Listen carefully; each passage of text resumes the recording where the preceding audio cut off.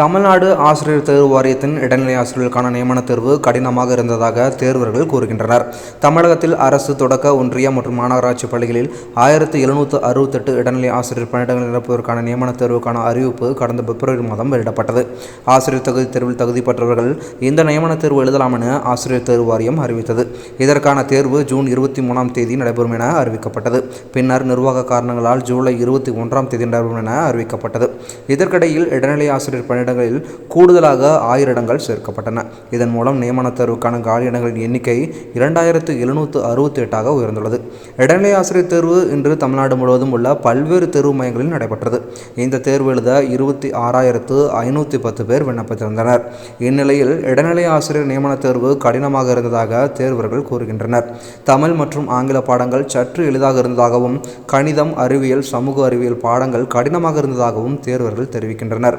கணித பாடத்தில் வடிவியல் பகுதியில் இருந்து அதிக வினாக்கள் கேட்கப்பட்டிருந்தன. அறிவியல் பாடத்தில் பெரும்பாலான வினாக்கள் வேதியியல் பகுதியிலிருந்து வந்தன. சமூக அறிவியலை பொறுத்தவரை புவியியல் பகுதியில் அதிக கேள்விகள் கேட்கப்பட்டிருந்தன என்று தேர்வர்கள் கூறுகின்றனர். சில கேள்விகள் பள்ளி மட்டத்தில் இல்லாமல் கல்லூரி அளவில் இருந்ததாக தேர்வர்கள் கூறுகின்றனர். சில தேர்வர்கள் சமீபத்தில் நடந்து முடிந்த தமிழ்நாடு அரசு பணியாளர் தேர்வாணையத்தின் குரூப் 1 தேர்வை விட இடைநிலை ஆசிரியர் தேர்வில் சில கடினமான கேள்விகள் இருந்ததாக தெரிவிக்கின்றனர். சில தேர்வர்கள் விஞ்ஞானிகளுக்காக நடத்தப்படும் தேர்வு போல இருந்ததாகவும் கூறுகின்றனர். இதுபோன்ற முக்கியமான செய்திகளை தெரிஞ்சுக்கணும் அப்படின்னா நம்ம சேனலை சப்ஸ்கிரைப் பண்ணாமல் பார்த்துட்டு இருக்க நண்பர்கள் மறக்காமல் சப்ஸ்கிரைப் பண்ணிக்கோங்க. மீண்டும் அடுத்த வீட்டில் சந்திக்கலாம். நன்றி.